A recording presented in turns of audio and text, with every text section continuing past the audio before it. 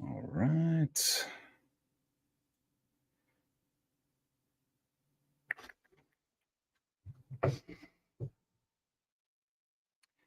We're going to give it a couple minutes here just to see what happens here. So,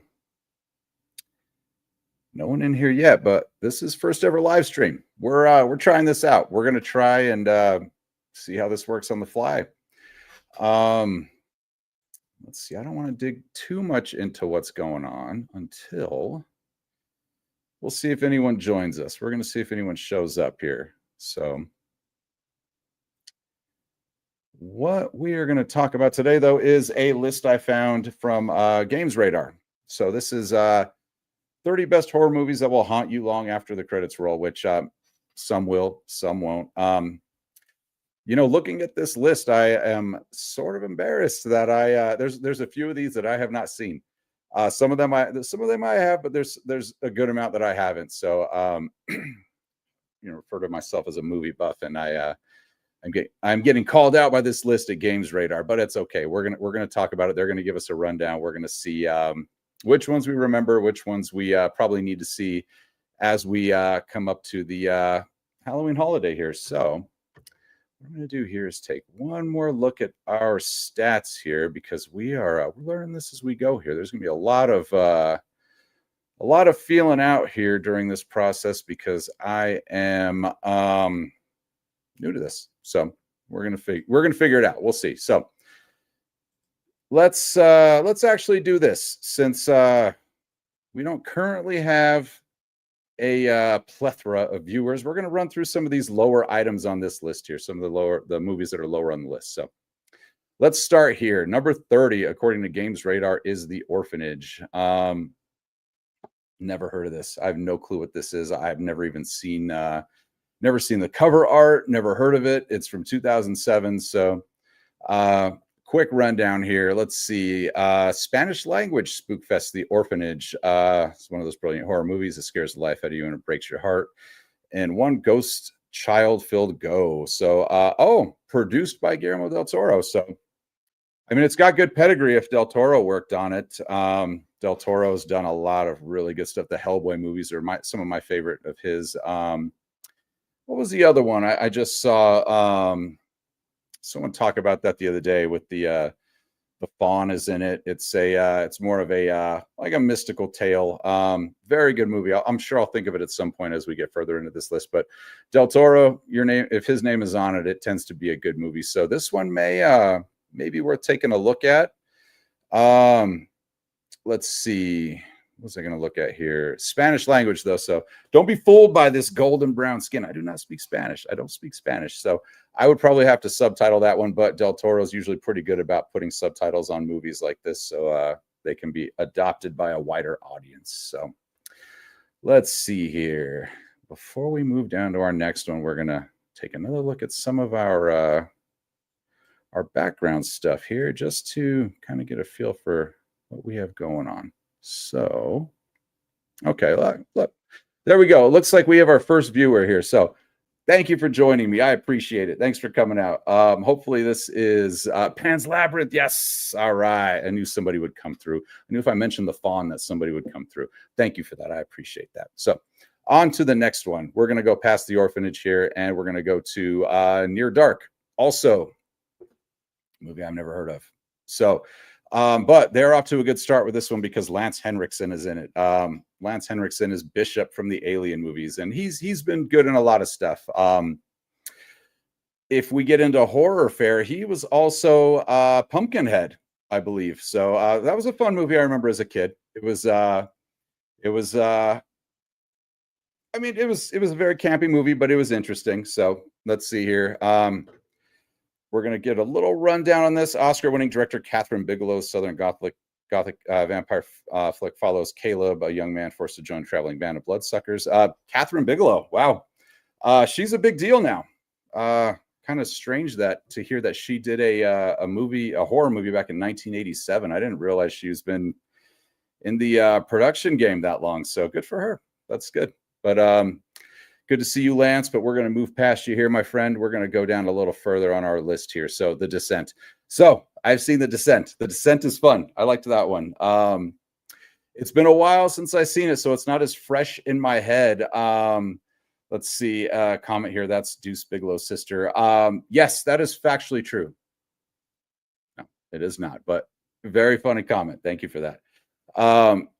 So rundown of this movie here. If there was a dip in caving and bouldering, if there was a dip in caving and bouldering trip attendance back in the mid noughties, it probably was the fault of Neil Marshall's truly terrifying claustrophobic creature feature. So Sarah's friends want to make her feel better after a tragic death of her family. So instead of, buying her some gin, they take her on a caving trip.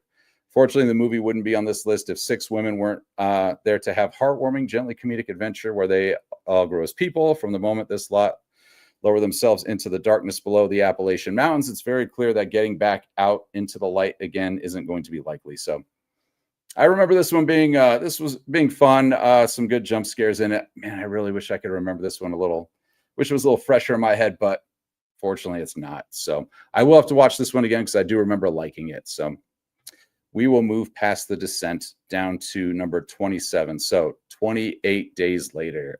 Big fan of this one. I loved this one. This was one of the first ones where zombies started running after you, which was a strange twist from the zombies slowly walking and cornering you. It was terrifying. So some of the imagery in here really good. Give a quick little rundown from what Games Radar here tells us. Let's get the undead elephant out of the room first. Danny Boyle's horror is a zombie movie. Yes, they can run, but it's important to think of this horrible lot as part of the same family tree as Romero's Finest. Maybe they wouldn't have Christmas dinner together, but they'd at least send cards and maybe some gift cards for the necrotic kids. The important thing is, regardless of their speed, these zombies are still destroyers of worlds. When Jim, Cillian Murphy, wakes up in a hospital bed, a lot like our friend Rick in The Walking Dead, he staggers out into an apocalyptic London that will never be the same again. So Cillian Murphy, big deal now.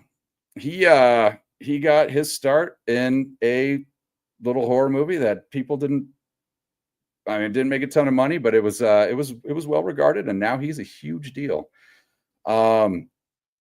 Yeah, I really like this one. You know what? 28 Weeks Later was fun also. Jeremy Renner was in that one, Idris Elba. So they've put some names on the map with this franchise. I wasn't a fan of the most recent one. I didn't really love 28 Years Later. I wasn't a big fan of that one. I thought they changed the recipe a little too much, which was surprising because Danny Boyle was behind that one also, but sometimes that happens. It's been a long time, so it is what it is. Let's move on to 26, The Witch. So,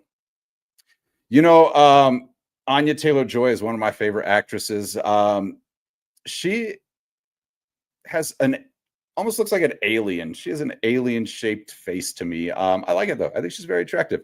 And she's a very good actress. She's done a lot of very good movies. She has even done an X-Men movie. What did she do? Was it The New Mutants? She played Magic in that one. Colossus's little sister. If you dig deep, you get that. They didn't talk about that in the movie, but she is. If you're familiar with the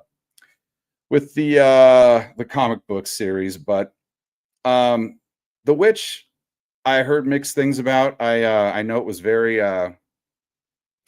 It wasn't for everyone. I know that, but I actually really liked it. We'll give a quick little read down of this here. Self-described as New England folk tale. Although it's more like a family tale from hell, Robert Eggers' terrifying period drama follows a Puritan family after they are ejected from their colony, screaming, "Don't do it," at the screen just doesn't work, as William, Ralph Ineson, who plays Galactus in the new Fantastic Four movie, takes his wife, Catherine, Kate Dickey, and his 5 children into the deep, dark woods to survive alone on a farm. It's not spoiling anything to say that it doesn't go particularly well.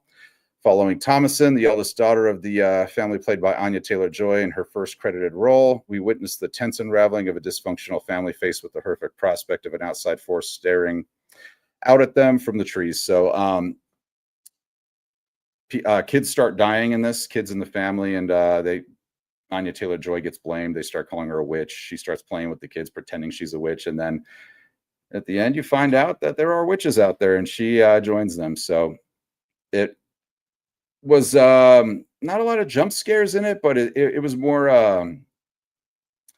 suspenseful. But I thought the payoff at the end was pretty good, and I actually enjoyed this movie. So I like that spot on here, 26 for this.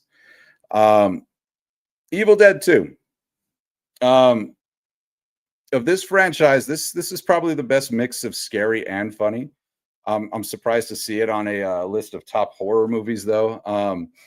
Army of Darkness was the better movie, but it wasn't going for scary as much as this one was. So I can see this one being on here. Bruce Campbell as Ash, one of my favorite portrayals ever. Yeah, you get the chainsaw arm. You get the end where he actually goes through the portal and ends up time traveling and ends up in the Army of Darkness timeline. But we'll do a quick read down of this. So many Evil Dead 2 questions, so little time. Is it a remake? Is it a sequel? Would it actually be physically possible to switch out your missing presumed possessed hand for a chainsaw with relative ease? Well, thankfully, Bruce Campbell himself has answered the first two and explained that Sam Raimi's Cabin-based comedy horror is, in fact, a requel, because it's essentially a reshoot of the first one where they leaned more into the comedy aspect of it, but it's very similar movie-wise. It's not really a different story. They just kind of reshot it and made it funny, which was a good move. It's a great movie. So I love this one here in this spot, 25. But yeah, Army of Darkness is the more fun movie. American Werewolf in London. Embarrassed to say I haven't seen this one. I know this one is iconic. I haven't seen. I need to find some time to do it. So that'll be on my list. So, but I'm sure plenty of people love this one. 1981 is a good year, though. That's a good year. Don't ask me why. But on to the next one. Carrie. Carrie's an excellent movie. I liked that one. I haven't seen it in a very long time. They did a remake of it not too long ago, which was okay, but nowhere near the original. Quick read of this one. It's only right that the master of horror literature, Stephen King, should feature on this list, not once but twice, with an incredible back catalog of big screen versions of his books. In 1976, director Brian De Palma adapted King's first published novel, Carrie, and in the process created one of the greatest horror movies of all time. So very true. The blood splatter scene is one of the most iconic things in not just horror movie history, but film history. So very strong pick, very strong place here. Man, you could even argue that Carrie could be higher on this list. Okay, Suspiria. So I looked at this list a little bit before I kind of settled on this one. There's a lot of lists that had a lot of different results here, but I ended up going with this one because I was a little more familiar with some of the movies in it. But Suspiria. I have not seen the 1977 one, but I have seen the more recent remake, which I liked. I thought it was very interesting.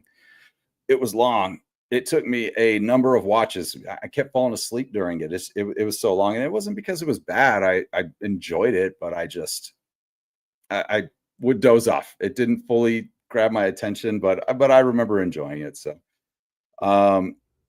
quick little rundown. Less a movie, more of an assault on your senses, not to mention your stomach. Dario Argento's Suspiria follows a young dancer, Susie, as she arrives at a famous ballet school. Fortunately, she doesn't need the girl running in the other direction to find herself surrounded by horrific murder, as young women are picked off artfully one by one. So yeah, same thing for the one that's more recent. I should probably watch this one just for comparison purposes, but I would definitely recommend the more recent one. I enjoyed that one. I thought it was good. Candyman, excellent movie. Candyman's fun, very campy, very a little goofy, but it's very interesting. I like this one. I think most people have probably seen this. The original Candyman film, based on horror writer Clive Barker's short story The Forbidden, was successful upon release and subsequently gained a loyal following throughout the 90s thanks to its regular appearance at teen sleepovers as a VHS rental, which is how everybody saw it. Yes, sleepovers and rented from the VHS store. So Blockbuster. This was a staple there. So yeah, this was old school, and everyone wanted to show their friends when they saw it. So he is also the messenger from 300 who gets shown that this is Sparta when he's kicked in the chest into the pit. So seen him multiple places. Halloween. So 20, Jamie Lee Curtis. Halloween was a fun movie. That whole franchise is fun. The movies get progressively worse as you go and very quickly. But the original, incredible, incredible. Who'd have thought an old Star Trek mask could be so terrifying? Director John Carpenter created a modern classic when he gave his villain a blank William Shatner mask to wear while he stalks babysitters around the fictional town of Haddonfield, Illinois. The movie created another icon too, and Jamie Lee Curtis, who became both a scream queen in her own right and the template for all final girls to follow. So yeah, she was iconic in that role, and she is still tormenting us today with stuff like Freakier Friday, and yeah, and some of her antics on the advertising leading up to that movie. And I'm sure a lot of you know what I'm talking about. Little disheveling and shocking. So, but good for her. She was comfortable with it. Get Out. I have not seen this one. I know everybody loved it. I don't know why I didn't get around to seeing it, but the only person I was familiar with in this was Allison Williams, and I'm a fan of hers. I liked her. She does good in scary movies. She did Megan. She did both of those. She did good in those. I'm sure she did great in this. Not too familiar with the rest of the cast. Let's see. Mid-20s photographer Chris is driving out to rural New York to meet his girlfriend's parents for the first time. He's a little nervous. Do they know I'm black? Yeah, I mean, they're leaning into that a little bit on this one, but he tentatively asked Rose, but she's having none of it. My dad would have voted for Obama a third time if he could have, which makes you okay. You're not racist if you'd have voted for Obama a third time, but okay. What could possibly go wrong? Everything can go wrong. Chris, turn back now. This isn't just going to be slightly socially awkward. So why it's scary, bubbling with resonant social commentary, layered with hard-hitting goosebumps and sprinkled with uncompromising horror. Get Out is a modern horror masterpiece in every sense of the word.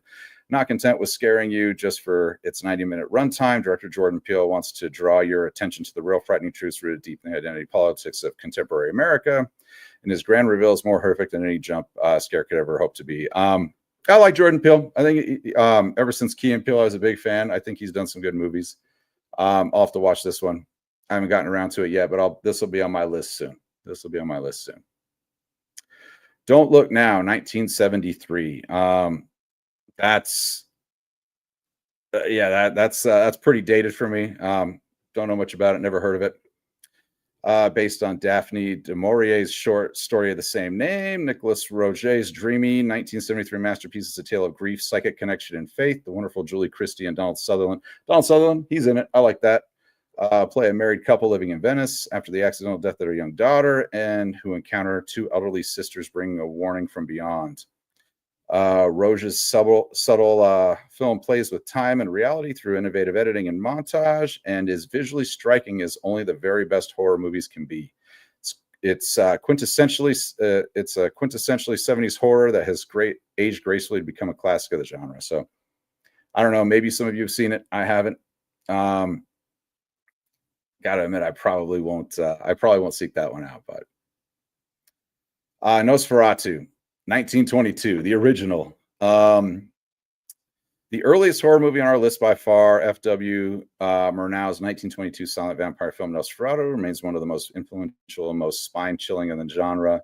An unauthorized adaptation of Bram Stoker's novel Dracula, this film from the German Expressionist school sees Max Schreck play Count Orlok, who journeys from his homeland to settle in a small town and becomes obsessed with his real estate agent's wife as a plague ravages the local community. So I haven't seen this one. The closest I've seen is in what we do in the shadows. They always have a character that is similar to the Nosferatu character, who they always have kind of hidden away and pops up every once in a while. So best I've done. At some point, I'd like to see this. I know they did a remake recently. I think the one Lily Rose Depp was in. I think that was a Nosferatu movie. I'd probably have a better chance of watching that one than this one, but at some point, I'll probably check this one out since it's one of the originals. So, Night of the Living Dead, where we got the famous quote, "They're coming to get you, Barbara." So. Night of the Living Dead, I've seen this one. It's been a very long time, but I enjoyed it. This was back when zombies would walk after you and try and corner you. So 1968, George A. Romero directed, filmed, and edited one of the most celebrated and influential zombie movies in horror history, and made a name for himself for years to come as the go-to for movies about the marauding undead, starring Dwayne Jones, Carl Hardman, and Judith O'Dea. The simple and confined story sees a ragtag group barricade themselves in an old farmhouse to hide from a horde of flesh-eating ghouls. So, you know the story, zombies, they come, they bite you, you turn into one, and it progresses from there. They pin you in, and sometimes someone gets away, sometimes they don't. So, but this is a good one. I recommend this one. Just watch it one time. It's not as bang bang bang as scary movies are these days, but it's one of the goats for a reason. So, The Wicker Man. You know, I watched this one time. Just I was going through a list, and a list similar to this, and I saw this on there, and I said, oh, okay, well they did a remake with Nicolas Cage, so maybe the original was worth watching. It was strange. I thought it was a little some of the themes in it were a little much for me. I didn't really care for it too much. I don't know. I probably wouldn't have had it on this list, but I know it was very popular, so we'll just kind of breeze past that one. If you liked it, great. If not, I'm probably in that camp with you. So, Psycho. Okay. Alfred Hitchcock's proto-slasher classic is now over 60 years old and still packs the sort of punch that elevates horror films into the realms of cinematic legend. In case you don't know, Psycho follows Marion Crane as she goes on the run after stealing a shed load of money from her boss, a shed load, ending up at a motel run by an unassuming Norman Bates and his domineering mother. What unfolds is a shocking story of identity and murder with some of the most iconic sequences in film history playing out in beautiful black and white under Hitchcock's inspired watchful eyes. So, Alfred Hitchcock movies, you're always gonna get something worth watching. So, I've seen this one. It's been so long, I really don't remember it. I probably need to freshen up and see this one again. But I do remember I liked it when I did see it. So, been a long time. All right, Alien 13. Me personally, I would have this one higher. I love the Alien franchise, and I thought this one's incredible. I watch this one all the time, the original Alien movie. Yeah, you get one of the original female action heroes in this, in Sigourney Weaver and Ellen Ripley. Arguably one of the best Alien movies ever made. Also just happens to be one of the greatest horror movies ever made too. Doesn't seem fair, does it? The original Alien from Ridley Scott sends the crew of the Nostromo to investigate a distress call from an abandoned alien spaceship as innocently as in any gang of hormonal teenagers headed off to a remote cabin in the woods. And just like those teenagers, not many of them are going to survive to tell the tale. Sigourney Weaver makes for the ultimate final girl here. So, yeah, you know, scary movies aren't as scary anymore because we've kind of seen everything.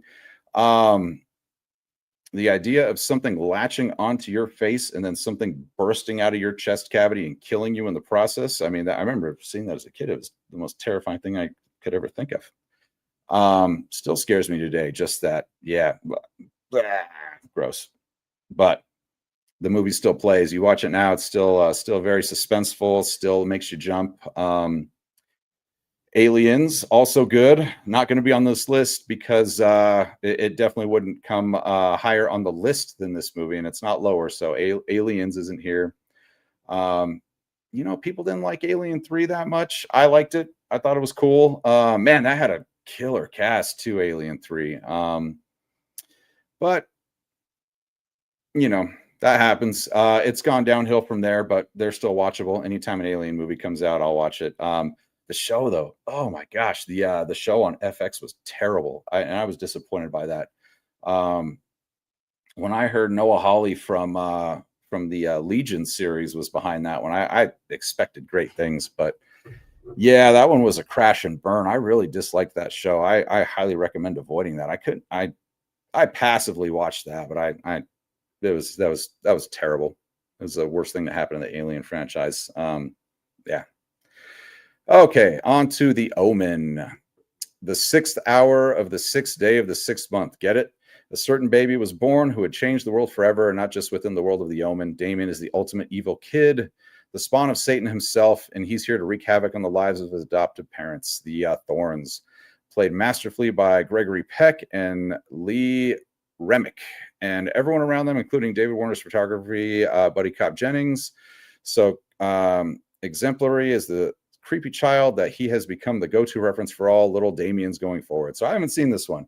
And I'm embarrassed to admit that. I know this is a really popular one. I haven't seen it, but I hear the references and I get them.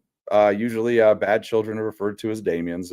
People say that they are possessed or whatever because they behave a certain way. But so I get the references, but I need to watch this one. This is definitely on the list. I know this is definitely ranked this high for a reason, and it's me who missed out by not seeing it. So Hereditary. Okay.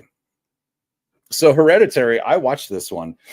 I didn't want to. So I grew up and I went to Catholic school. So this one was terrifying to me. Demonic possession movies, they just affect me a little differently than other movies.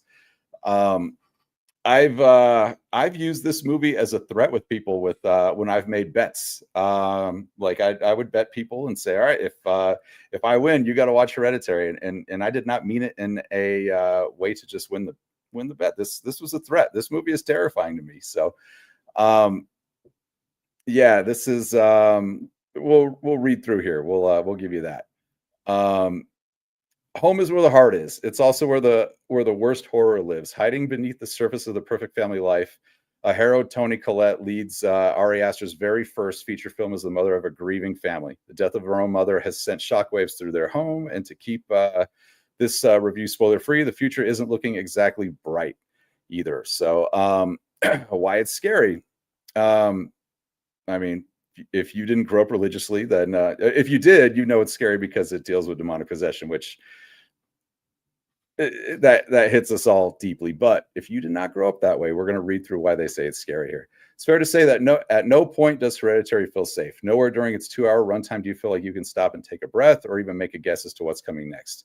This is a supernatural movie. Is this an exercise in grief similar to The Babadook? Is there even a difference between these two ideas? Every shot of Colette's art, painstakingly creating miniature dioramas, feels like a threat, and every awkward conversation between the two teenagers of the family leaves a sickening feeling in the pit of your stomach. Why? There's no putting your finger on the exact reason. It might have split cinema audiences, but Hereditary is a tour de force of modern horror that will leave you reeling long after its grueling third act. We're just not going to tell you why. So even the Games Radar, they don't want to spoil this in case people are going to go see it later who hadn't seen it yet. But yeah, this movie kind of messed me up for a little bit. Some of the camera work in it is just very disturbing. It really paints an inhuman just energy to people who are affected by the entity in this. So if you haven't seen Hereditary and you want to be scared, definitely watch this one. This is probably the most scary one to me in this entire list. So this one still scares me just thinking about it. So okay, Scream. So Scream. As you can see, we have Drew Barrymore here. Back in 1996, Drew Barrymore was she was the cream of the crop of women. She ushered a lot of us into manhood. Drew Barrymore was the reason I wanted to see this movie. I got to go see a scary movie with Drew Barrymore in it. And then you can imagine my disappointment when Drew Barrymore is killed almost immediately. I was very upset. So, yeah, little heartbreaking. But as we go through it, it gets a little better because the movie ended up being really good. So by the late 90s, horror was looking a little tired. The mass slasher trope was staggering along in dire need of a cup of very strong espresso. What it got instead was Wes Craven's Scream, which, despite being parodied into Inception levels of postmodern irony since, reinvigorated the genre with its perfect blend of knowing comedy and scares. Neve Campbell, Rose McGowan, and Drew Barrymore's teenagers talking fluent horror movie while being picked off by a genre that says serial killer. Oh, go on. Adding Courtney Cox at the giddy heights of Friends fame, which is interesting. That was at the peak of Friends when they brought her into this. So, and then led her into that interesting marriage of her and what is the guy who played Dewey? I forget his name. I'm sure somebody knows that, but that was a surprising marriage. As intrepid news reporter Gail Weathers in Scream as a modern horror classic. So, Scream, they're still making those movies today. I think Jenna Ortega did one of them. I usually watch all her stuff just because I'm a big Jenna Ortega fan, but I didn't see that one. I just don't have any interest in Scream anymore. But Scream in 1996. Yes. David Arquette. Thank you for that. Appreciate it. But yes, 1996 Scream was still a great movie. I loved that one. 10 on this list, well deserved. So, all right, number 9, A Nightmare on Elm Street. I still like that movie. That may be one of my favorite movies ever. Johnny Depp was in that. He was the neighbor kid across the street. He's a victim of Freddy Krueger's.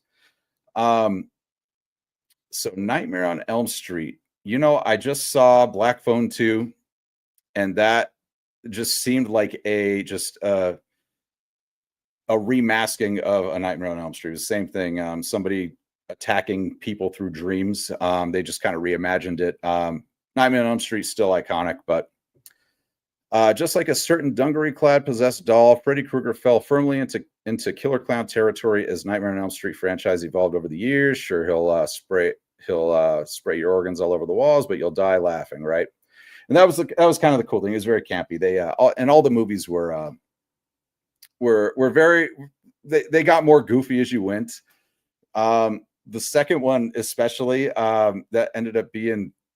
There's a whole story about how the production team and the actors decided to intentionally put a lot of gay themes in it there was an issue with the production company, so they did that intentionally to start a little war with them. I might actually have to do a video about that at some point because it's pretty funny. There's interviews with the cast members and a lot of the production staff that said, "Oh yeah, we were doing that on purpose," which is hilarious, and that movie is still great. But yes, so our selective memories mean that we often forget that this serial child killer's burns come from him being incinerated by an angry mob of parents, living eternally through their fear and guilt. Freddy becomes the ultimate boogeyman when he dons his favorite murder glove and goes after the whole new generation of Springwood spawn while they slumber. So, killing people through their dreams. Heather Langenkamp, I believe her name was. She did a good job in that. I like her. I'm surprised she didn't do more stuff. But okay, Jaws. Gonna need a bigger boat. Yep. This is a good one. I haven't seen Jaws in a very long time. It was just back in theaters recently too, and I wanted to go see it because it's been so long. I barely remember it, but give you a quick rundown here. Before Jurassic Park, before E.T., before an eternity before a majority of the cast of Ready Player One were brought screaming into existence, there was Jaws, Steven Spielberg's toothy horror. And yes, this is a horror movie. Jaws, one of the original blockbusters on account of the number of people literally queuing around the block only to flee the cinema in terror, is horrifying. It doesn't matter that the shark looks a little ropey now when he gets up close and personal. The story of Amity Island's gory summer season of Chief Brody desperately tries to keep swimmers out of the water. It's the stuff of horror legend. Let's face it, you're already humming the score. Everyone knows the music for it. Yeah, number 8 on this list. That's very worthy, very worthy. I need to watch this one again too. So, Ringu. I haven't seen this one. I couldn't tell you much about it. So, definitely looks like the girl from The Ring. Let's see. Is there any similarities here? The late 90s and early 2000s, a rash of J horror films came out of Japan to scare the bejesus out of audiences, and perhaps none so notable or influential as the Hideo Nakata's Ringu. Journalist Raiko Asakawa and her ex-husband Ryuji investigate the mysterious death of Riku's niece, a high schooler who died 1 week after watching a tourist videotape. There we go. So I imagine this is probably just the original version of the American remake, which was The Ring. Linked to an urban legend that appears to be petrifyingly true and now threatens the couple's son. They uncover the story of Sadako, a young girl with deadly psychic powers, and her unfortunate demise, and to seek to bring peace to her memory before it's too late. The VHS technology may seem a little dated in the age of digital streaming, but there's nothing out of touch about the fear generated by Nakata's incendiary horror filmmaking. So I should probably watch this one just to see how it matches up to The Ring, which we have. I'm sure this one's probably better. Remakes are never quite as good, so I'm sure this one will be the winner, but that's on the list. Okay, the Blair Witch Project. So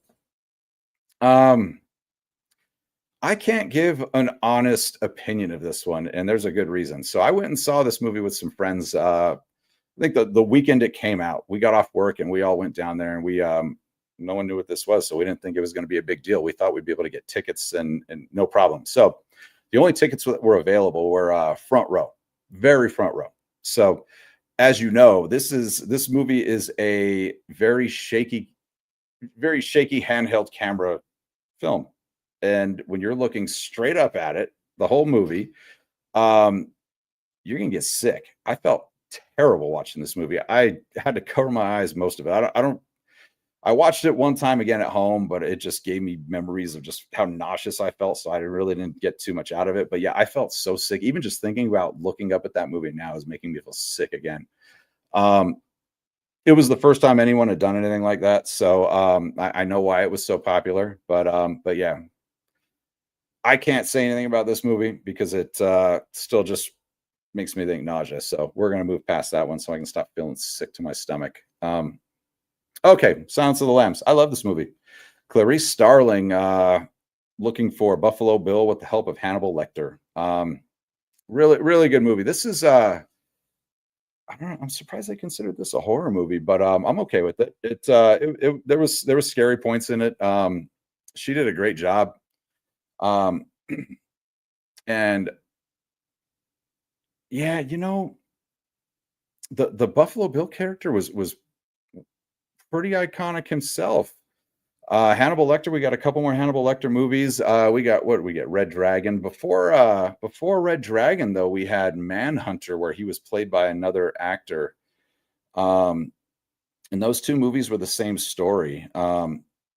And yeah, Odin from Thor was definitely a stronger Hannibal Lecter. So yeah, Jodie Foster, incredible work in here. Anthony Hopkins, incredible work.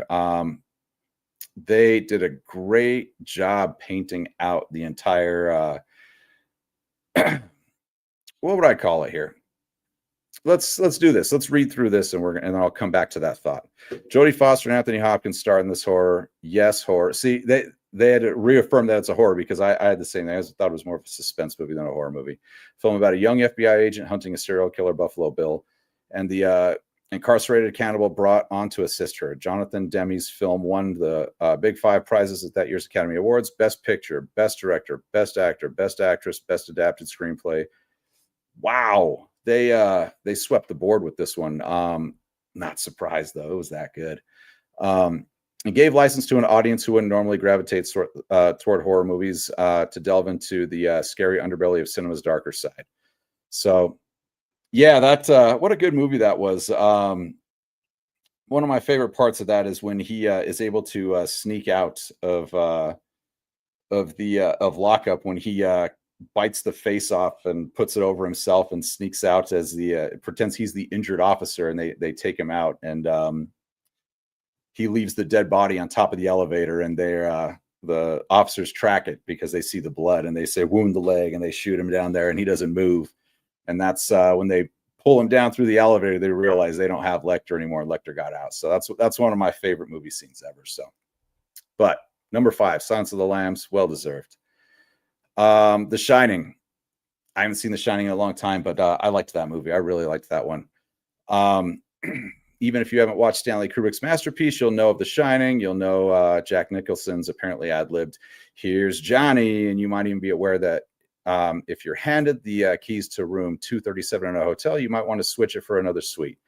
But what if you haven't? What if you haven't been snowed up in a mysterious hotel with only hedge animals for company? Well, The Shining follows a man and his family as he takes on the role of winter caretaker at a resort hotel known as the Overlook, which is here in Colorado. So, yeah, really cool movie. Dr. Sleep, the sequel was interesting also. Rose the Hat, I thought was a good bad guy in that one. I thought she did a good job. But yeah, The Shining, incredible movie. Filmed here. Yeah, that's number 4. Very worthy spot here. The Thing, number 3. This is one of my favorite movies. I watch this one regularly. I like this one. I'm a big fan of Kurt Russell. I like all his stuff. Anytime him and John Carpenter hang out, something good happens. Yeah, Snake Plissken is another John Carpenter character he played. But yeah, this one was wild. You don't know what happens with the alien at the end. You don't know if he gets away. You don't know if he's taken over either of these guys. I believe there was some one of the comic book companies ended up taking up the rights to this, and they did some follow-up stories with it, but I'm not too familiar with those. But this was a really interesting one. The visuals were incredible. So some of the looks that they gave you with that alien when he starts molding out of the dog, or when he's halfway transformed between one of the humans and the alien entity. Yeah, very, very cool looking stuff. So perhaps you've been buried in snow and have missed John Carpenter's ultimate creature feature. Entirely understandable. Why don't you come closer to the fire and defrost? The title might sound hokey, but The Thing remains one of the most glorious, splattery, intense horrors of all time, and a group of Americans at an Arctic research station, including Kurt Russell's R.J. McCready, take on an alien, thing that infects blood.